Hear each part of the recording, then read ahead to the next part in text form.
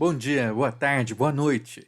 Eu sou Andreoli Costa e esse é o Diálogos do Comunicologue, o lugar onde o campo da comunicação se encontra. E o episódio de hoje é mais do que especial.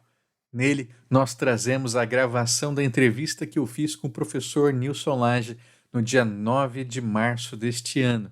E nós a trazemos agora, nessa entrevista que não foi planejada para ser publicada enquanto áudio, mas sim em texto, como está disponível no nosso site, porque o professor faleceu nessa segunda-feira, dia 23 de agosto, em Florianópolis, por complicações do câncer do pulmão que ele vinha enfrentando já há 2 anos.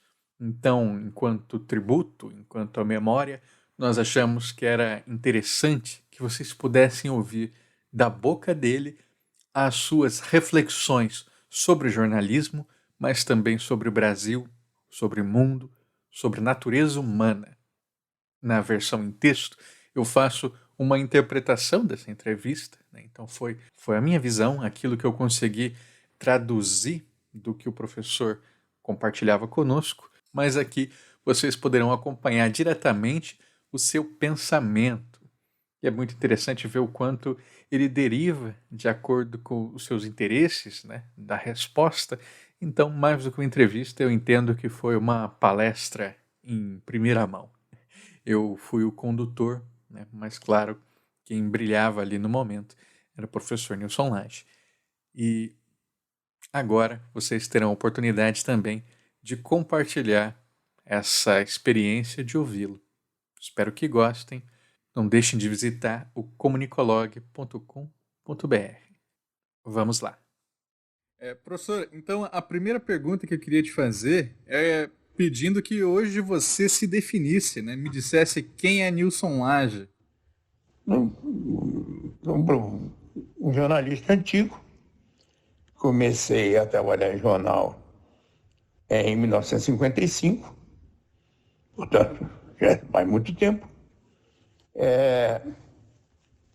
Coincidentemente, foi o período que se fazia a reforma do texto na imprensa brasileira.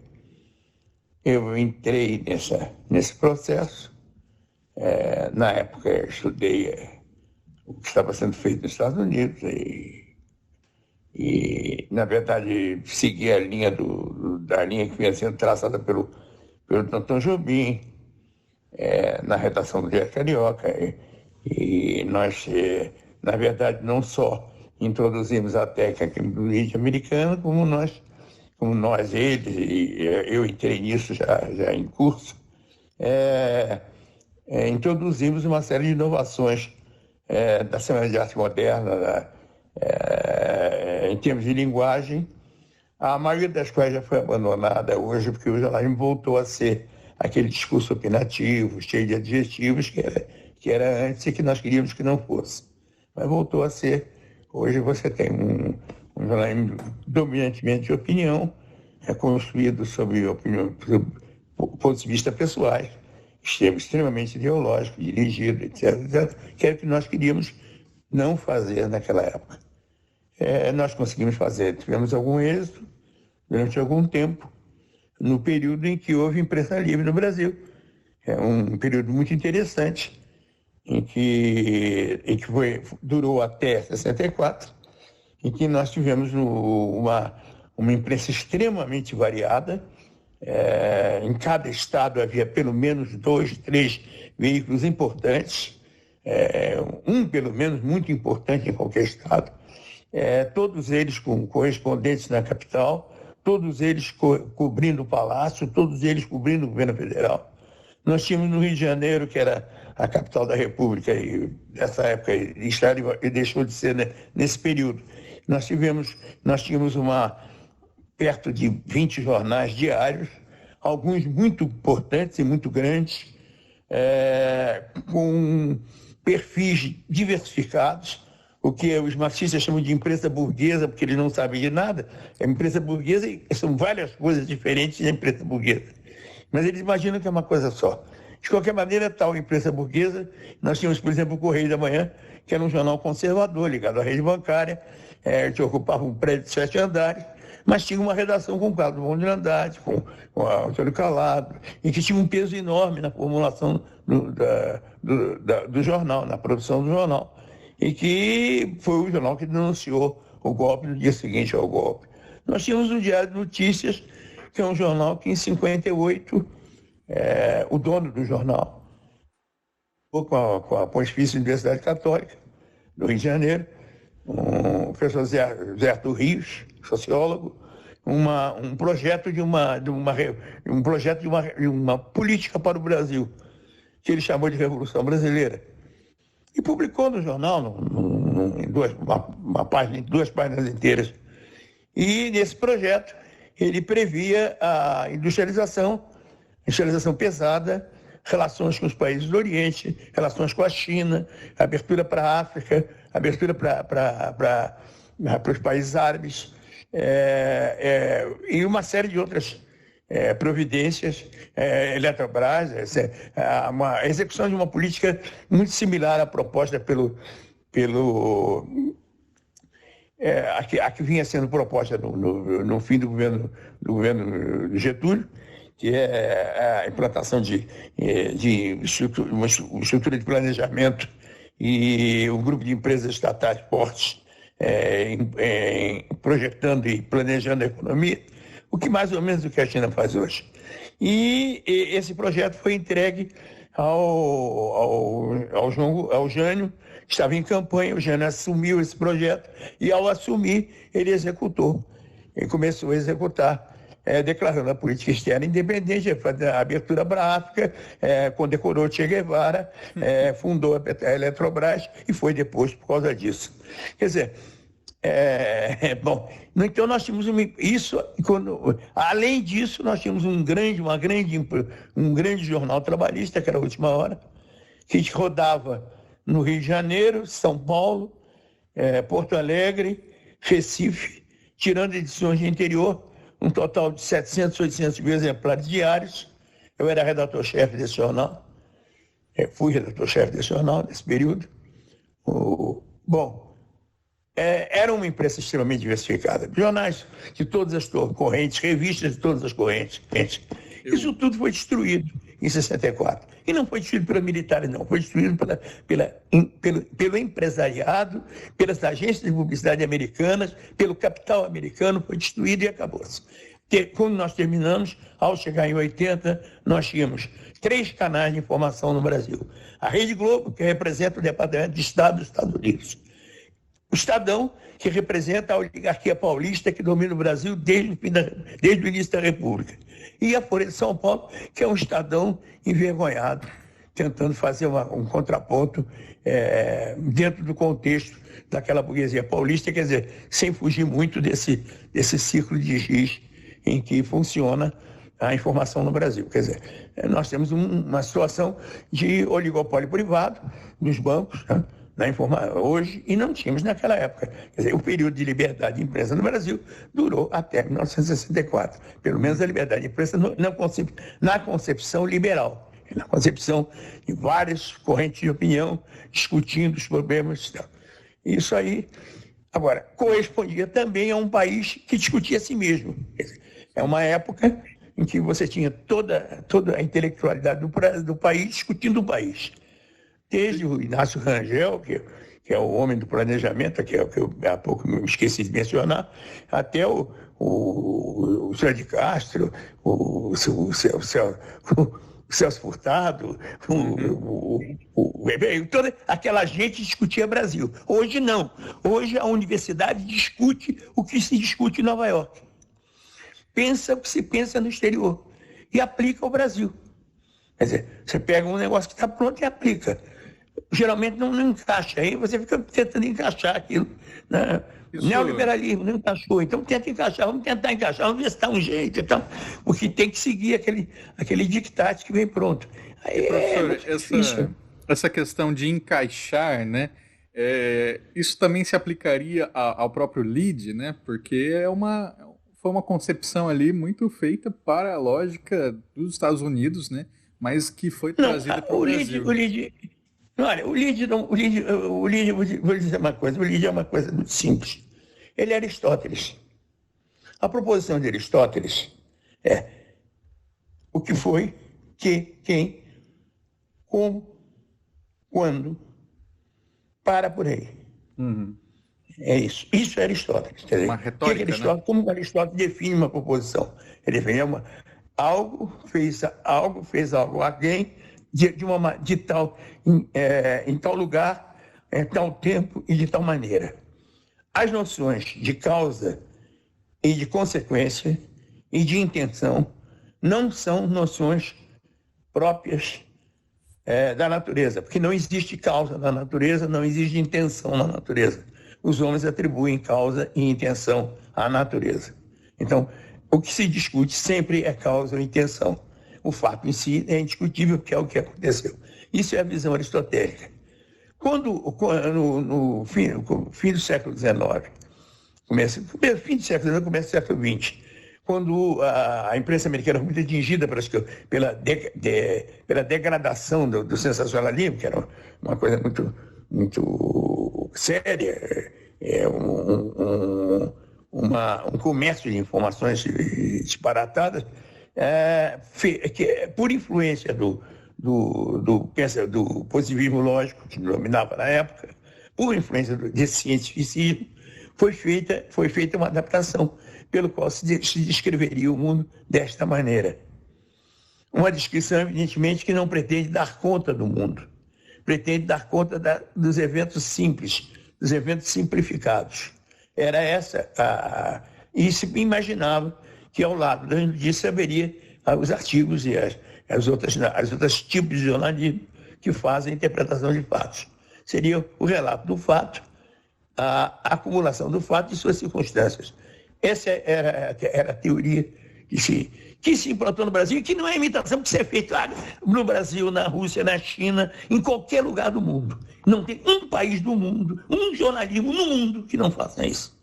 Isso não é uma coisa, foi uma coisa desenvolvida nos Estados Unidos, mas já vinha na Europa, já tinha, na França você já tinha coisa similar, no mundo inteiro você tinha uma coisa similar. Agora, se quiser fazer literatura, faz literatura. Então, fazendo literatura todo dia. Sabe, o Jornal Brasileiro é uma coisa impressionante. A reportagem de 20 laudas começa a dizer, a flor que nasceu não sei das quantas, na 15ª lauda tem lá a informação. Então, é uma coisa que pessoas têm vagar, né, para fazer esse tipo de... se você pegar, por exemplo, a Russian TV, por exemplo, a TASS, ou que eu leio, né? Eu leio a TASS ou a RIA, a rádio, a Russian Internet Agency. Se você pegar essas agências e ler, é o mesmo tipo de informação. Se pegar a Xinhua, você vai ver que é o mesmo tipo de informação. Pegar a France Press, vem da mesma maneira. Pegar a rádio francesa, vem do mesmo jeito. Deutsche Welle vem do mesmo jeito. Quer dizer, hoje é uma coisa universal. Estava sendo implantado na década de 50 no Brasil, porque o Brasil era um país que não escrevia de uma maneira diferente dos outros. Já em 50 isso era usado no mundo inteiro, menos aqui. Foi o Danton, que era professor da Universidade Federal do Rio de Janeiro, na época Universidade do Brasil, no curso de jornalismo da Faculdade de Filosofia, Ciências e Letras, que foi um dos primeiros cursos do Brasil, não foi a primeira faculdade, mas foi o primeiro curso. Ele desenvolveu, trouxe essa técnica que ele tinha aprendido durante a guerra, que ele trabalhou com a BBC, basicamente a concepção dele era inglesa, mais do que americana, que ele tinha trabalhado com a BBC.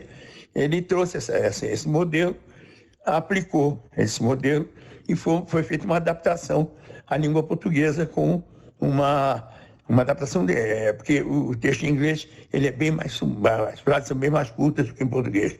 Foi feita essa adaptação com a inclusão das inovações da Semana de Arte Moderna, que é uma simplificação de linguagem, uma eliminação de títulos, de adjetivos pomposos, que eram características da imprensa parnasiana, no começo do século. Isso foi eliminado e foi feita, então, essa reforma. Na verdade, eu peguei isso pelo caminho, estudei na época, na verdade eu comprei 2 livros. Eu tive acesso a 2 livros, nem comprei. Tive acesso a 2 livros, porque eu tinha feito um segundo grau muito bom, incrivelmente bom, Uhum. inacreditavelmente bom, muito melhor do que qualquer outra coisa que eu tenha visto desde então. Uma coisa meio doida, mas eu fiz o segundo grau assim. Eu terminei o segundo grau lendo inglês, francês, espanhol correntemente, escrevendo corretamente português. E quando eu soube, eu precisava do emprego, quando eu vi que eu precisava desesperadamente do emprego, quando eu vi que aquilo era preciso aprender aquilo, eu peguei 2 livros, basicamente, o Professional Journalism do Fraser Bond, do Hohenberg, e o Fraser Bond, que é um manual. Os 2 manuais eu estudei. E a questão de estilo, basicamente, eu trabalhei com frase por frase de Graciliano Ramos, se ele resolveu assim, como é que se resolve. Tá? Graciliano Ramos é um exemplo de um escritor que escreve nesse estilo, que é o mesmo estilo de Hemingway, que é o mesmo estilo de uma série de escritores modernos daquela época. E o russo? Então, Você foi se graduar em russo, né? A na verdade, literatura eu russa te esqueci. incentivou? Não, eu esqueci praticamente a língua. Agora é que eu estou retomando. É uma brincadeira de fim de festa. Eu estou retomando a língua que eu esqueci. Por isso que eu estou os caracteres cirílicos na máquina. Eu estou escrevendo em russo, mas normalmente eu esqueci. As declinações, o vocabulário caiu muito, eu esqueci muita coisa. Bom, porque passaram um período longo, eu não conheço russo nenhum, não saí, Claro. não fui à Rússia. Acabei, na verdade, a gente acaba lendo os autores russos traduzidos, que tem mais sentido, né? Você lê os autores traduzidos, você vê os filmes com legenda, você acaba perdendo a língua, não tem como é que eu vou. Ainda há pouco eu estava me perguntando aqui o que eu pretendia com a língua russa. O pessoal da Rússia me perguntou isso. Eu digo, olha, conversar com o russo eu não vou ter chance, né? Dificilmente eu vou encontrar algum russo, ainda mais trancado aqui nesse quarto, que eu estou há um ano, né? Só se aparecer um russo aqui, vai ser uma coisa inacreditável.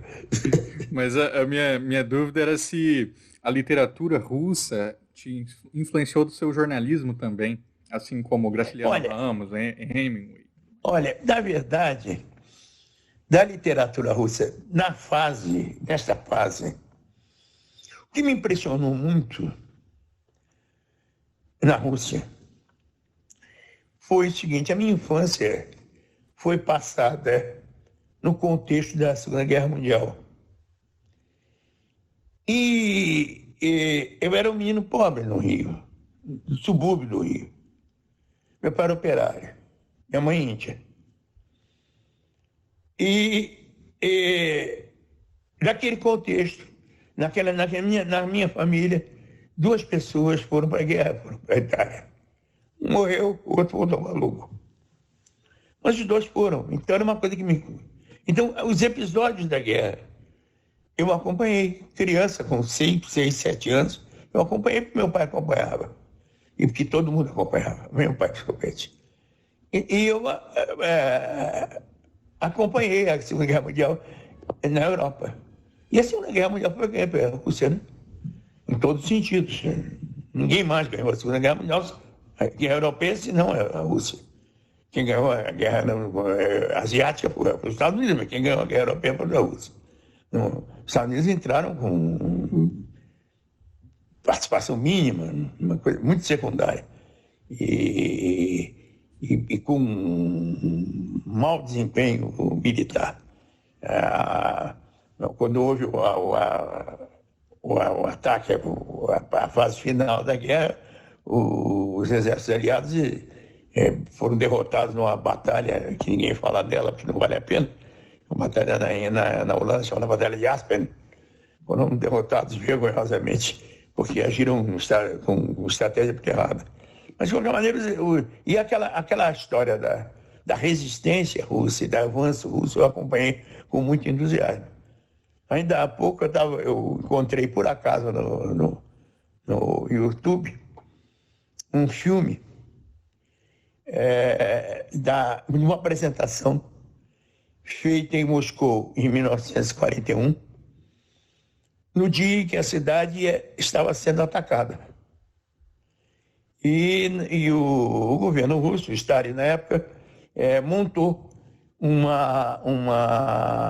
para motivação do povo, montou um espetáculo na Praça Vermelha, um balé na Praça Vermelha com poucos figurantes, porque havia poucas pessoas para isso, todos crianças, porque os adultos estavam combatendo. E cantou uma canção. Cantaram uma canção militar. Né? E eu era criança, em 42, 43, eu ouvia isso muito no rádio, guardei isso pro resto da vida, até hoje eu tenho na cabeça. Quando eu vi isso, puxa, mas eu me lembro dessa música. É uma música que puxa, é bagucha, é de Kim, de Povedima, Stranama, Masuak, Samba, Alebi, quer dizer, é uma música que puxa, é uma canção patriótica, Moscou minha, pátria minha, etc. Mas a música ficou na minha cabeça. E você imagina como é que isso é uma criança pequena, né? Uhum. Era uma coisa muito dramática. E na minha comunidade, que era um povo, aquele meu povo, era um povo muito... Nós éramos um Brasil diferente. Nós éramos um Brasil extremamente solidário. Inacreditavelmente solidário. Os imigrantes chegavam da Europa, ainda até 50 eles chegavam. Vinham logo para o subúrbio, da Zona Sul, aquela área litorânea ali, bonita, gente bonita, gente bem tratada. Mandava o imigrante para o ele entrava lá por dentro do sul, ia bater lá nos cafundós do Júlio, onde a gente morava, lá no interior da cidade, onde se cria o samba, onde se criou onde se criou a alma da cidade, né? Ia lá para a alma da cidade. E eu me lembro que a gente recebia essa gente com muita irmandade, né? Eu me lembro de uma senhora russa, uma judia russa, idosa, que tinha vindo para o Brasil, fugindo da guerra.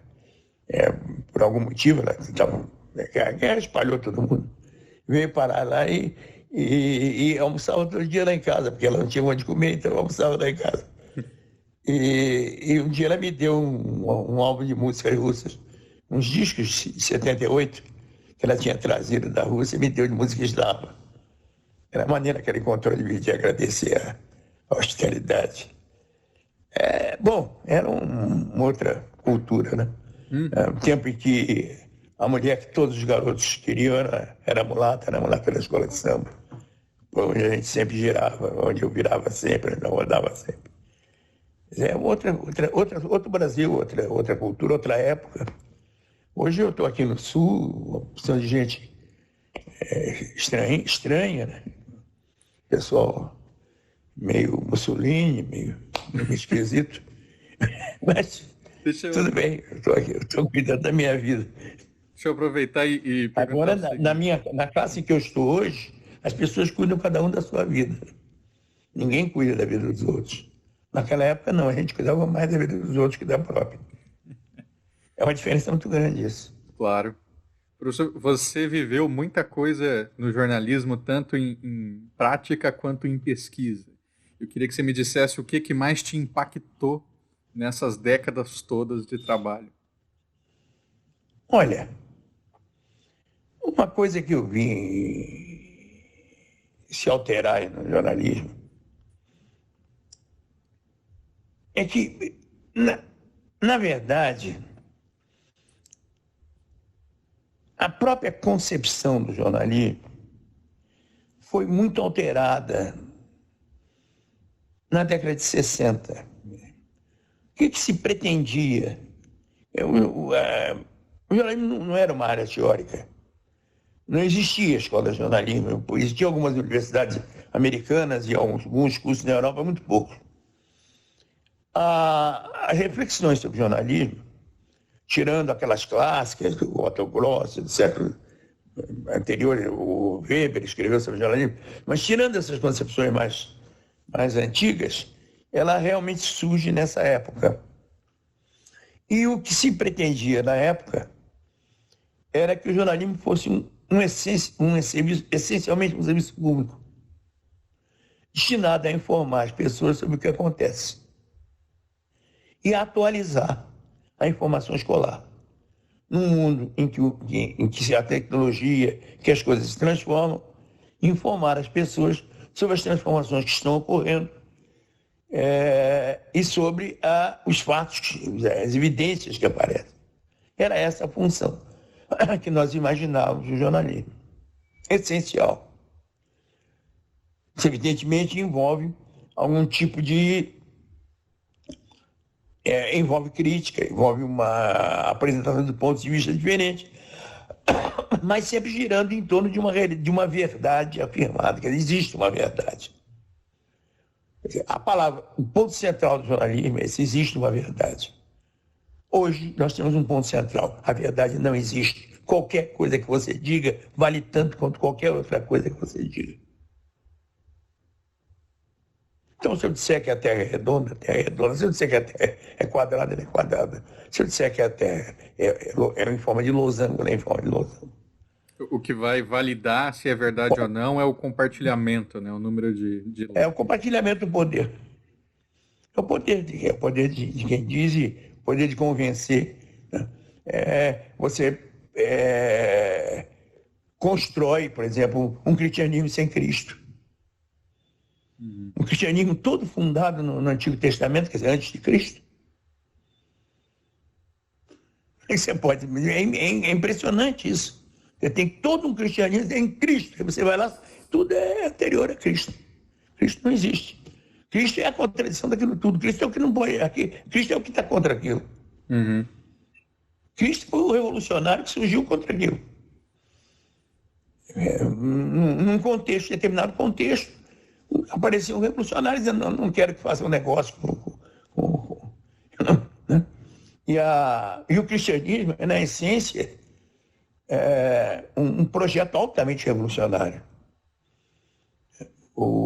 Todo o projeto, o mais revolucionário projeto atual está na essência do cristianismo. Qual? Por exemplo, eu vou agora falar, eu tenho formação em linguística, né? Uhum. Eu vou falar em linguística. Por exemplo, um conceito cristão básico que nenhum homem tem coisa alguma. Só Deus tem as coisas. Os homens usam coisas de Deus. Por isso, a noção de ter, em latim, habemus habes, habemus papa, temos papa. Uhum. A noção de ter é eliminada. Em russo, a palavra ter não existe em russo, por causa disso. Você diz comigo está, você não diz eu tenho. E nas línguas, em todas as línguas influenciadas pelo cristianismo, isso trouxe alterações muito interessantes. Outra coisa, nada... Ser é a essência, né? É a essência de todas as coisas. É a qualidade básica de todas as coisas, mesmo daquelas que não existem. Por exemplo, não existem fantasmas, mas fantasmas são. Uhum. Entendeu? Existir quer dizer mostrar-se. Existir do latim quer dizer ex para fora, istere, estar para fora, mostrar-se. Então, na verdade, ser é a essência de todas as coisas. Então, você não pode dizer que alguma coisa é. Como se dizia em latim. Entendi. Porque a Você essência tem que ela está em dizer, transformação, né? na verdade, o que é Deus? É a essência de todas as coisas. Hum, Todas as coisas são construções de Deus. Quer dizer, a ideia de que o homem não tem nada e não é nada é uma ideia revolucionária. Ou não é? com certeza. Você já Pois é. chegou a propor uma essência do jornalismo? Olha, eu acho o seguinte, não, a essência do jornalismo é o testemunho da realidade. Evidentemente, é um testemunho que deve ser armado com a informação instrumental necessária, mas preservando a ingenuidade da observação. Quer dizer, cada coisa pode ser vista de vários ângulos particulares das ciências, das especialidades, né? Então, você dirá, por exemplo, que um objeto ele é ao mesmo tempo ele é ao mesmo tempo algo do ponto de vista médico, algo do ponto de vista jurídico, algo do ponto de vista. Você vai ter vários pontos de vista para analisar cada objeto. Mas o objeto existe articulando esses pontos de vista todos. Existe uma visão particular de cada área de conhecimento, mas existe uma visão singular que é o objeto em si. Você pode ter uma visão sociológica, vamos supor, de algum fenômeno social, a prostituição. Você pode ter uma visão sociológica, uma visão psicanalítica, uma visão, sei lá, de médica, sanitária. Você pode ter várias visões, mas o que você vai encontrar mesmo é a prostituição na sua forma objetiva, na sua forma concreta, nas suas formas concretas, nas diferentes classes sociais, conforme a... Quer dizer, então, você vai ter características comuns a esse fenômeno, que é um fenômeno objetivo, independente da análise que você faça. Quer dizer, eu posso conhecer toda a geografia da França e não conhecer a França. Uhum. Eu posso conhecer tudo sobre prostituição e não conhecer prostituta nenhuma. Entende? Há uma diferença entre conhecimento. Quer dizer, é preciso, o jornalismo tem que incorporar no conhecimento do objeto, da prostituição em si, da prostituta em si, as visões particulares que a cercam. Entende? Você tem que mostrar a realidade como ela se apresenta. Daí a força do testemunho. Mas há uma série de problemas.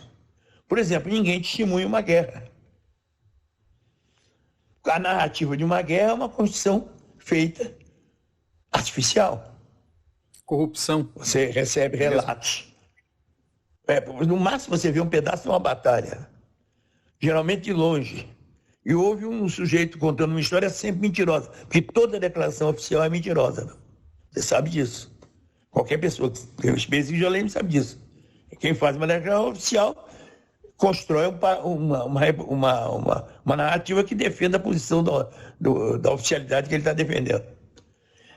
Então, você, com base em narrativas oficiais, portanto, pouco críveis, mas em dados que você reúne de diferentes fontes e que você julga, quer dizer, o número de feridos,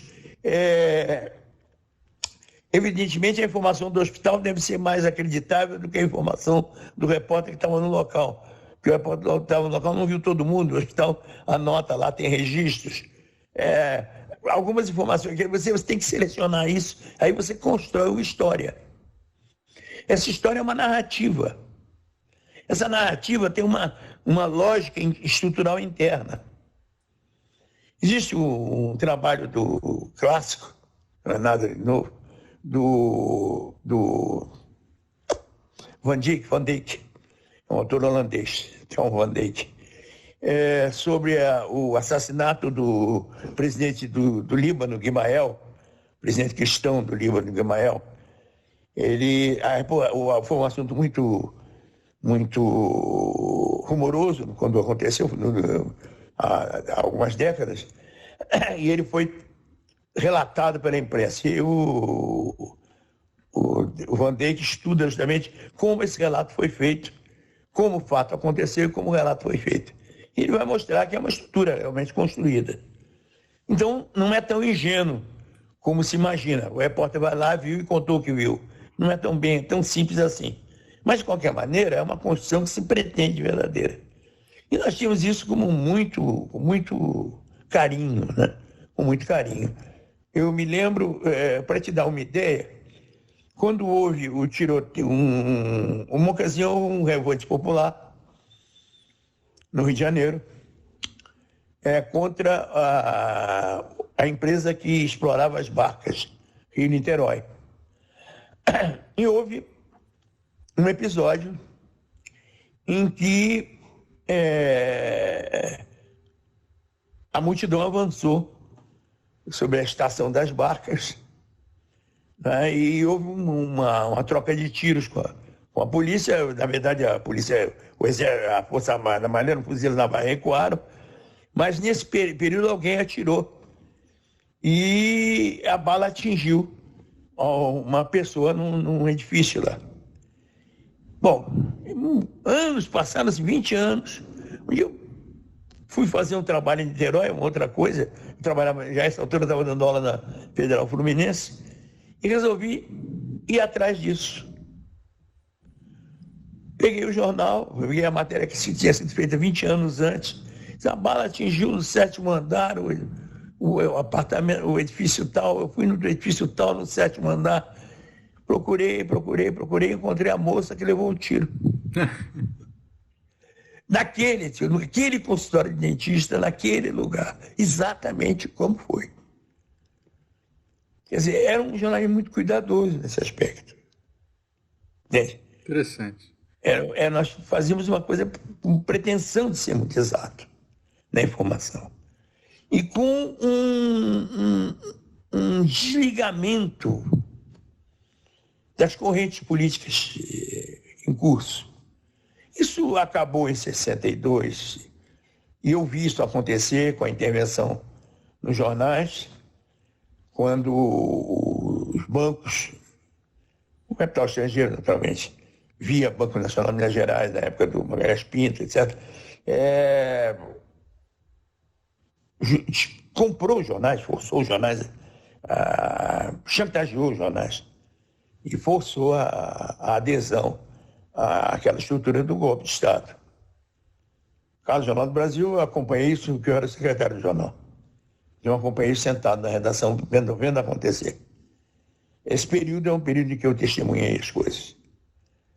Eu parei de testemunhar as coisas em 70 e pouco, 74, 73, quando percebi que ia acontecer com o jornalismo, que de fato aconteceu.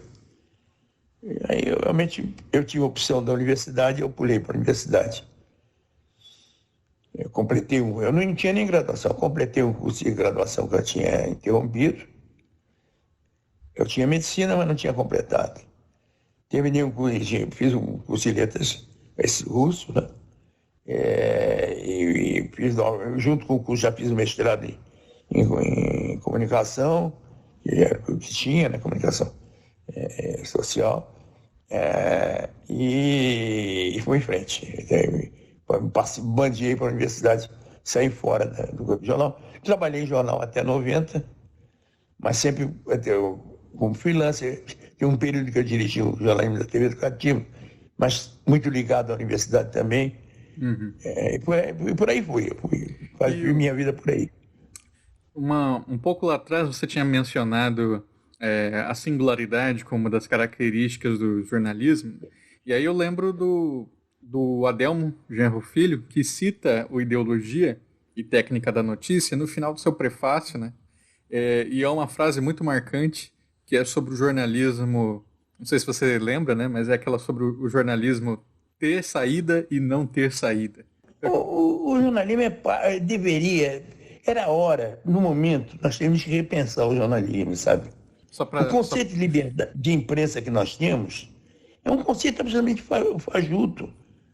Porque a liberdade de imprensa presume que as organizações que controlam a economia não controlam a opinião pública.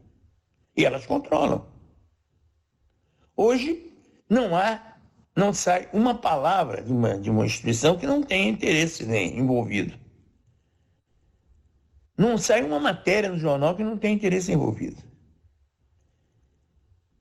É um jogo é uma eterna discussão de interesses.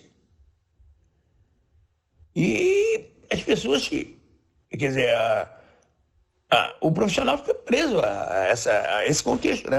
É um jornalismo de mercado, né? É uma extensão da publicidade. E o jornalismo de hoje, você ainda vê que ele tem saída ou você é mais cético hoje em dia? Eu acho o seguinte, eu acho que tem que ser repensado. Tem que ser repensado. Você quer ver uma coisa? Quais são as fontes de informação jornalística mais acreditáveis do mundo hoje? Eu vou relacionar. BBC, Deutsche Welle, Russian TV, Chivo, todas elas estatais. Por quê? Todas elas mentem conforme o interesse dos Estados, né? Claro, a BBC livra a cara da rainha, dos interesses ingleses, a Alemanha livra a cara dos interesses alemães, a Rússia faz a mesma coisa, mas tem uma coisa, você sabe quais são os interesses em jogo. Você sabe o que está por trás. Na imprensa comercial, não. Você imagina, um caso específico, o Globo, por exemplo, você sabe aqueles interesses, quais são os interesses? É o interesse do mercado bancário, e atrás dele o interesse do Wall Street, e o interesse do Departamento de Estado, com que eles têm ligações. A gente sabe mais ou menos até as ligações, a gente conhece, ligações feitas em Miami, você tem noção dessas coisas. Mas não é o caso. Já você batendo na Folha de São Paulo já não é tanto. Você sabe que a Folha de São Paulo pertence a um grupo bancário, que o negócio dela é basicamente o PayPal, mas você não consegue localizar, em todo caso, o interesse está em jogo ali. Esse episódio, por exemplo, hoje Da Bolsa. do Moro, é engraçadinho. É um raro momento em que essa imprensa unânime deixou de ser unânime. Quer dizer, o Globo tomou uma posição que o Moro, que ele não é a posição que ele tem que ficar, ele não tem, é de onde ele não pode sair, e os jornais de São Paulo desbordam porque a oligarquia paulista, essa aliança com a oligarquia paulista não é tão sólida assim. Não, você nota uma diferença entre o UOL, por exemplo, e o G1, você nota uma diferença de cobertura bem acentuada. Isso é uma surpresa, porque normalmente eles dizem a mesma coisa. Você pega os três, é a mesma coisa. Um dá uma palmada, o outro dá um tapa, o outro dá um soco. É a mesma coisa. Então, esse momento, nós temos que repensar isso. Eu suponho que se poderia imaginar, não só no jornalismo, mas na academia também, que, na verdade, como dizia o Goebbels, né, que não era besta, a academia e a imprensa são a mesma coisa. São formadores de opinião, né, sobre esse aspecto. Eu acho que se poderia pensar na Constituição, na verdade, na noção de Estado, né? Na noção de algo que permanece e que implanta um espaço de discussão e de criação. O mesmo espaço que a cultura exige, o jornalismo exige. O mesmo espaço que a pesquisa científica exige, o jornalismo exige. Os mesmos direitos e as mesmas obrigações. É preciso que o jornalista entenda que existe o erro e a mentira, e que o jornalismo não autoriza ninguém a dizer mentira. Que o que está se fazendo é escrachar a profissão.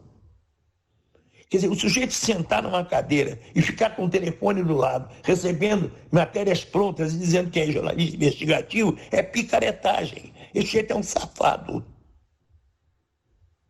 E é preciso que a categoria aceite que esse sujeito é um safado, não é um colega, é um inimigo. Isso é difícil, né? O jornalismo é muito corporativista, né? Como todas as profissões, né? É preciso que o advogado, por exemplo, entenda que o que esses caras do Lava Jato fizeram é contra o direito. Não é a favor de nada, é contra. Que a pregação da cloroquina é contra a medicina. É uma atitude contra o interesse institucional do ofício. Entende? E anunciar, quer dizer, isso aí tratamento é precoce uma no mudança jornal. de mentalidade muito profunda. Você viu essa, professora? De anunciar o tratamento precoce como anúncio no jornal, indo contra as próprias notícias que estavam sendo divulgadas nos veículos, né? Isso aí é picareta, né? Como é picareta os tais jornais investigativos, entre aspas, não é picaretagem. Nós temos um surto de picaretagem gigantesco, né? Usando o prestígio que a gente, com dificuldade, conquista com um trabalho pesado, né? Porque o trabalho acadêmico, o trabalho de pesquisa de fatos é um trabalho pesado sobre todos os aspectos. Tanto na academia quanto é um trabalho pesado. É um trabalho que envolve um tempo enorme, ocupa um tempo enorme e um esforço mental imenso, esforço crítico imenso. A todo momento, agora mesmo estou aqui escrevendo um texto, um prefácio de um trabalho de sociologia que me mandaram no México, pediram para fazer o prefácio. Eu estou fazendo aqui e estou discutindo essa questão. Quer dizer, as pessoas falam de escravidão como se a escravidão na antiga Babilônia fosse a mesma coisa que a escravidão e não é. Aqueles caras que estavam construindo as pirâmides ou erguendo aquelas pedras de Sacsayhuamán, provavelmente eles estavam fazendo aquilo por religião, por paixão própria, por dedicação. Você não pode imaginar por que eles estavam fazendo aquilo. Você não pode falar da escravidão sem considerar dois fatos centrais, que são próprios do capitalismo. Primeiro, o apressamento da vida. Você podia trazer o escravo da África para o Brasil, ou para os Estados Unidos, que é pior ainda, porque é muito mais longe. Você podia trazer em condições razoáveis, condições de mantê-lo vivo e tranquilo, não morre ninguém. É um porão limpo, comida rasteira, mas de qualquer maneira razoável. E trazer não ia morrer ninguém. E você podia trazer em condições miseráveis, morrendo, opção de gente, parando. Aí você calcula. Se eu trouxer em condições razoáveis, vai custar X. Se eu trouxer em condições miseráveis, vai custar menos. Eu vou perder tanto, mas o que eu vou perder compensa. Então, você apressa a vida. Quando você faz isso, você está introduzindo a escravidão moderna. Uhum. Que se espalha para o proletariado, para todo lado. Você apressa. Quer dizer, não importa. Você simplesmente... Se você encurtar a vida do trabalhador, ele vai perder anos em que ele não é produtivo. Então, curta a vida dele. Não tem por que prolongá-la, né? Claro. Quando você pensa assim, meu irmão, você está entrando na mentalidade dos senhores escravos. A escravidão moderna tem essa característica. Outra característica, ela se baseia na mentira. Você inventou uma raça superior, você criou toda uma teoria para provar que aquela raça superior, escreveu milhares de livros, entupiu o mundo de discursos de uma coisa que você sabia que era mentira. Desde o início. Uhum. Quer dizer, quando você trabalha sobre a fraude financeira e a fraude da palavra, e tanto dinheiro quanto palavras são abstrações, Dinheiro é uma coisa abstrata, né? Dinheiro papel é piada. O dinheiro é um valor que você coloca no computador. Dinheiro é uma abstração. A mesma coisa é a palavra. A palavra é uma coisa abstrata. O sentido da palavra é abstrato. Mas através dessas duas abstrações que você constrói uma falsa realidade, na qual se justifica você fazer isso com os outros. Isso aí é o quadro Então você não pode generalizar. A América Latina não existe. Você não pode comparar a Argentina com o Peru. Uhum.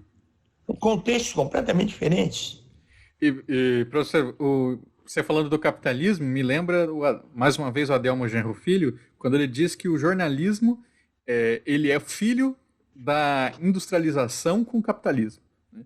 Então, O Adelmo, é engraçado que eu estou em Santa Catarina por causa do Adelmo. É o seguinte, quando eu escolhi esse livro de Ideologia e Técnica da Notícia, na verdade, foi minha dissertação de mestrado. Quando eu escrevi esse negócio, quando eu fiz mestrado, eu trabalhava no jornal. E dava uma quantidade enorme de aulas. Porque eu saí de jornal. Eu tinha uma... Bom, vou retornar. Vamos ao começo. Como eu disse, minha origem é uma família bem pobre, mas eu entrei em jornal nos anos 50, aprendi essa técnica na época e fiz uma carreira muito rápida. Então, em 60, eu já era secretário de jornal, em 62 eu era secretário de jornal do Brasil, em 64 eu era editor da Última Hora, e era redator-chefe da Última Hora, que era uma rede de jornais. Então, eu fiz uma carreira rápida. E ganhava bem. Meu salário era relativamente alto.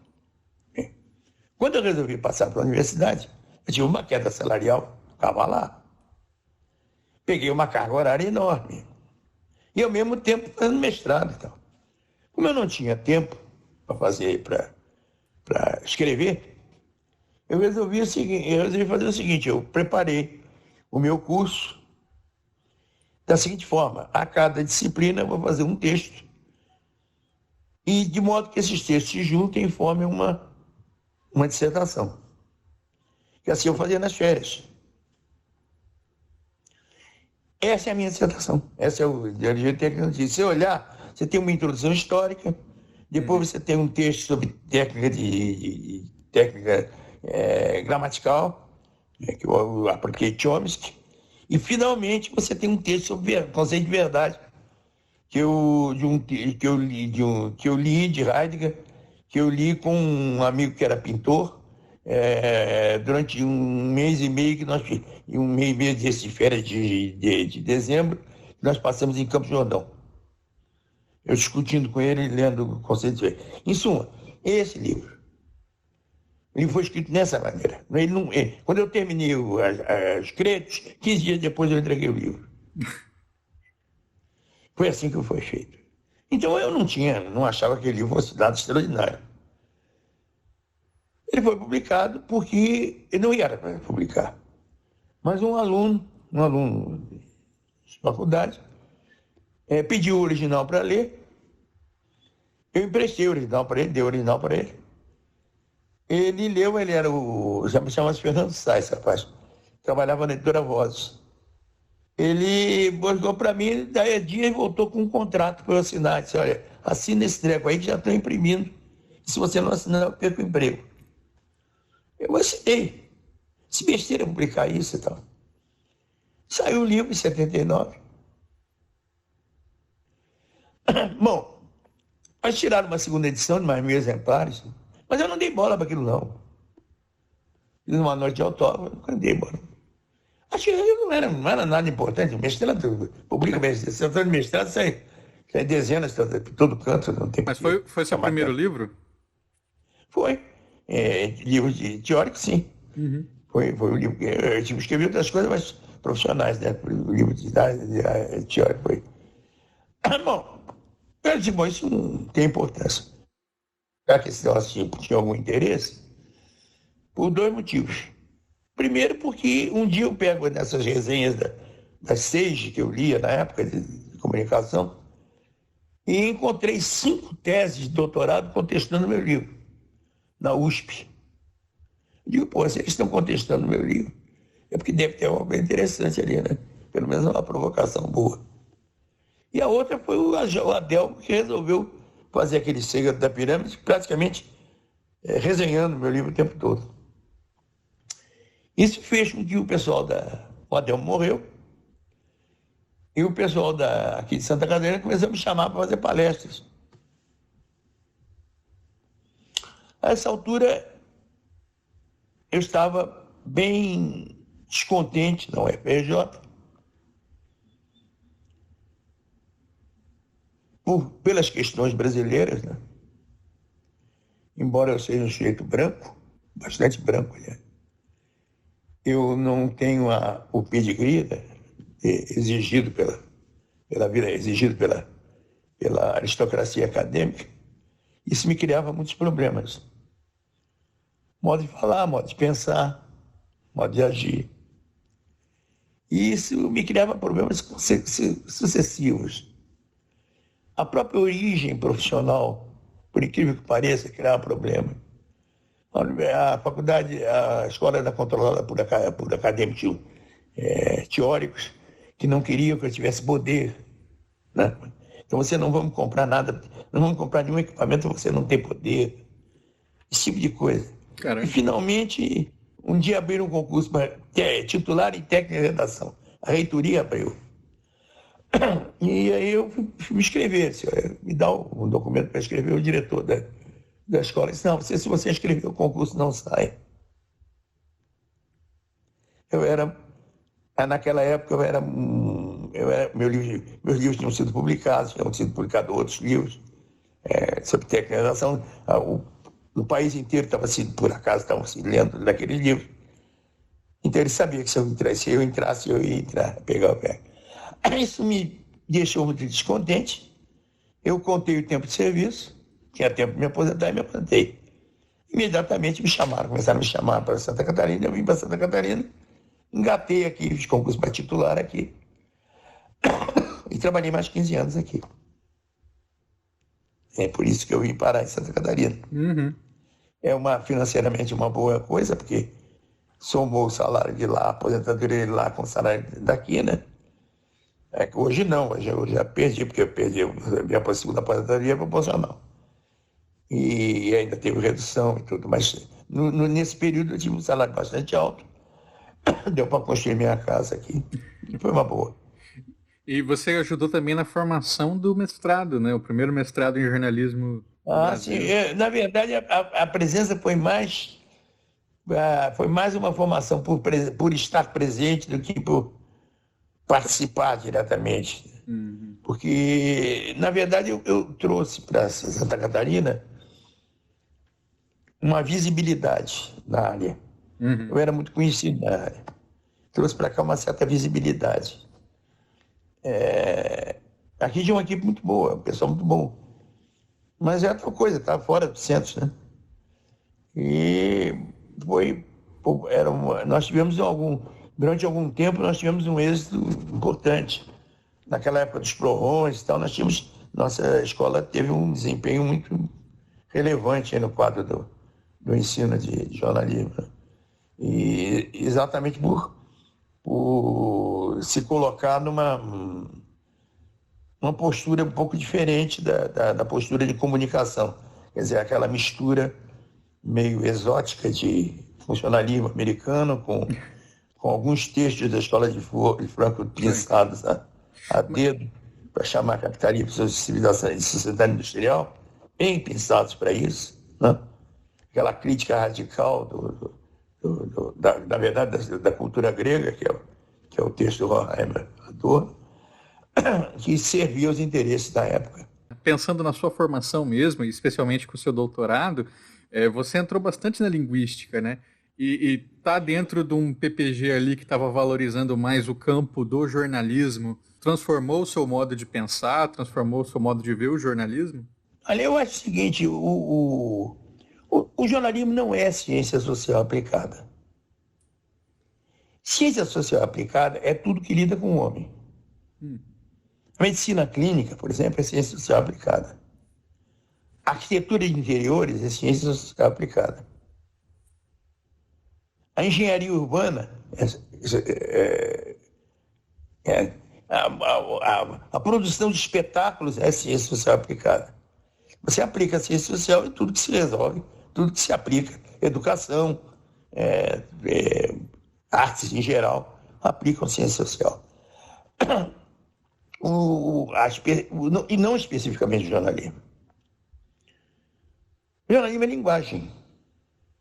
Não só a linguagem palavra, mas linguagem gráfica, linguagem estética, linguagem, expressão de gestos. Linguagem. Jornalismo é linguagem. Se faz com a linguagem. O material do jornalismo é a linguagem. O domínio do jornalismo é o domínio da expressão linguística. Quando você discute a construção de uma matéria, você está discutindo a estruturação de uma narrativa. Uhum. Que obedece, que tem regras, tal. Tipo, uma área em que entra, uma área que não é exatamente letras, que vai além de letras, mas envolve semiologia, envolve semântica, envolve análise do discurso, que eles chamam de análise do discurso, sobretudo na escola europeia, na escola. Análise, isso envolve uma série de conteúdos, né? Que são conteúdos de linguagem.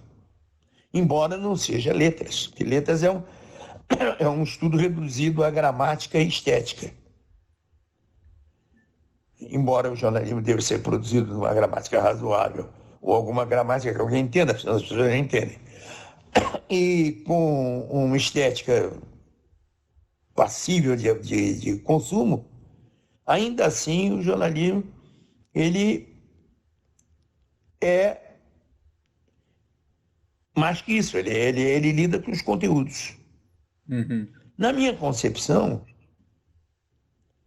a língua inclui o conteúdo. Eu penso como Pavlov que a distinção da espécie humana em relação às outras espécies animais é que ela criou o discurso, criou a língua. E com a língua, que inclui a matemática, porque a matemática é uma língua dos valores, com a língua, os homens criaram a ciência e a arte. Isso, diz Pavlov, no discurso que ele fez em 1932, foi o último grande discurso importante dele. Ele diz, isso impede, diz ele, que os meus estudos de fisiologia sejam aplicados à espécie humana. Porque eu estudei animais. Essa é a grande diferença entre a cultura de um Pavlov e dos reflexologistas russos, Bakhtin, Luria,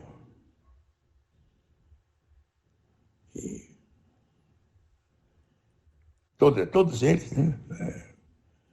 E, inclusive, alguns críticos de jornalismo mesmo, o nome dele, Chakotine, por exemplo, é um francês de origem russa, Mikhail Chakotine. Todas essas e aquela escola americana decorrente, basicamente de Watson e de uma deformação do pensamento de Pavlov pelo Eduardo Bernet, que corre paralelo ao Goebbels na construção da moderna propaganda. Perfeito. A propaganda moderna foi construída paralelamente nos Estados Unidos e na Alemanha. E eles trocavam de si figurinhas o tempo todo. No fim da guerra, com a derrota alemã na guerra, os técnicos alemães todos passaram para trabalhar para os Estados Unidos. E isso é sentido a partir do macartismo. Você nota uma mudança muito brusca do comportamento, né? da mídia, né? do controle de mídia. Né? É um momento em que há uma grande destruição na cultura humanística e americana. Né? Momento em que figuras extraordinárias, como o criador do Gato e o Rato, perseguido, o criador do Leo Abner é perseguido, o Leo Abner, o Fernando Scapé, os grandes cartunistas, os grandes roteiristas de cinema são perseguidos. É uma época que é retratada num filme do Woody Allen chamado O Gênio por Acaso, seria isso. É a história de um camarada que trabalha, num sujeito qualquer, que trabalha num bar em Nova York, e quando começam a perseguir todos os escritores, as pessoas não têm emprego, e começam os textos. E ele se torna um grande autor, um grande roteirista, sem saber coisa nenhuma do que estava fazendo. Essa é a história do filme do Woody Allen, que trata dessa época. Época em que os grandes... Por exemplo, eu não estou lembrando o nome também, mas o autor o desenhista que criou o chefe, o Gato e o Rato, que o gato persegue o rato está sempre no buraquinho. Tá? Aquele desenhista, ele tem a perseguição dele tem uma história muito interessante. Quando houve o fim da guerra, os russos entraram por Berlim adentro, né? E ele fez um desenho em que o ratinho tem a bandeira russa e o gato tem a bandeira alemã. E o gato persegue o rato, no fim o ratinho toma força e enfia pelo gato adentro, e quando termina com o close da imagem daquele soldado russo com a bandeira soviética no alto do hashtag. Esse filme custou a ele um preço monumental. A carreira dele acabou. Essa pequena historinha que você encontra no YouTube. Claro. Professor, para a gente encerrar então essa conversa maravilhosa, eu queria que você fizesse uma sugestão, né, para o jovem que está se formando em jornalismo. Esse jovem ele vai se formar e muito provavelmente ele não vai trabalhar em jornal, ele vai entrar em essa série de trabalhos aí hoje chamados de produção de conteúdo. O que você acha que um jovem desses deve estudar para que ele seja um profissional capaz de ler o mundo como na sua época se lia, por exemplo? Olha, eu não tenho a fórmula, né?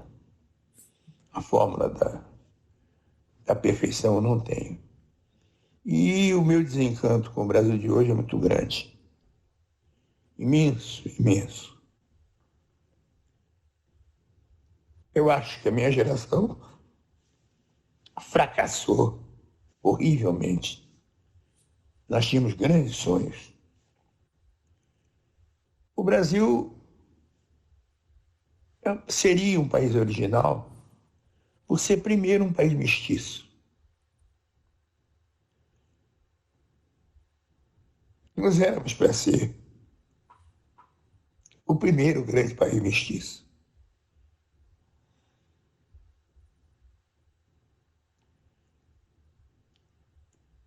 O primeiro grande país que integrou povos. Não deixaram. O país foi invadido por uma massa de fascistas e nazistas que se implantaram aqui, que se reproduz porque uma gente que um ajuda o outro. E brecou esse nosso projeto, que era um projeto pensado, idealizado por gente como o Villa-Lobos, que foi buscar música, pelo Canto Rondon, que foi procurar índios, pelo Villa-Lobos, que foi compor músicas de índios, pelos irmãos Vilas-Boas, que foram estabelecer isso, quer dizer, pelo Roger Bastide, que foi promover a cultura africana, a cultura baiana, pelo Dorival Caymmi,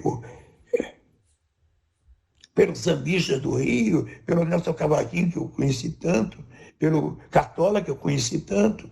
Em suma, todos nós pensávamos num país de integração. Quando eu penso que quando o Nelson Cavaquinho, que era um cara muito simples, muito pobre, ficou numa pior, o Stanislau Ponte Preta, Sérgio Boto, que era um intelectual requintado, inclusive um cronista fino, e amigo do Nelson Cavaquinho, se empenhou para que ele conseguisse um emprego na última hora. Ele foi empregado, que era porteiro da última hora. O que foi a mim foi muito bom, porque eu conversei longamente com ele. Era muito inteligente. É um país, hoje, se você pegar nos arquivos, você vai encontrar 1926. Lá na Cidade Nova do Rio de Janeiro, que era uma espécie de bairro operário, um pré-visão perto do Mangue. Na Cidade Nova do Rio de Janeiro, numa casa da Cidade Nova, você vai encontrar lá os sambistas. Tem uma fotografia clássica. Então, o Sérgio Buarque, o Villa-Lobos, não sei quem, uma pessoa de sambista tocando, fazendo roda de choro. Que tinha na minha casa.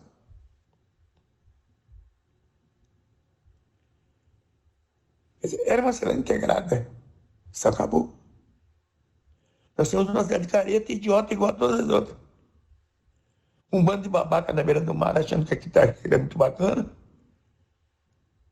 Eu moro à beira do mar. Não vou à praia dia nenhum, mas moro aqui à beira do mar.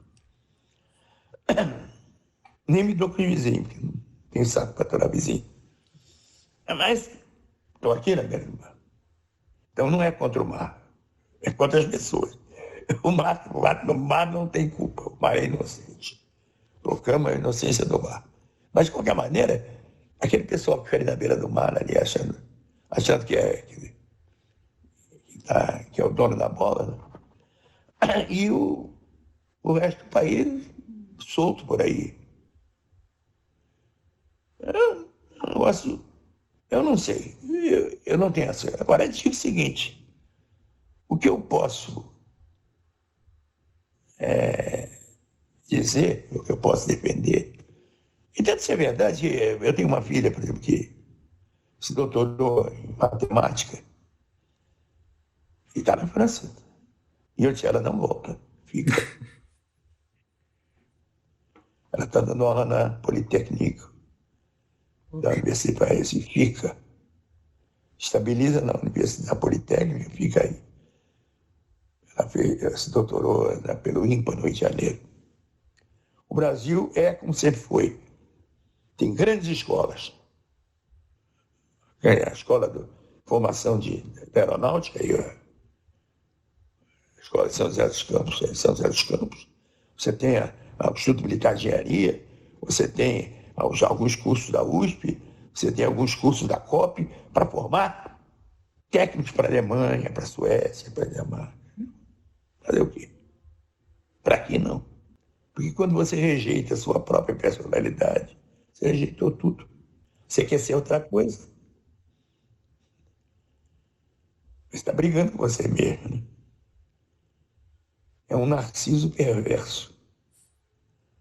Né? Por causa de um espelho que não é inalcançável.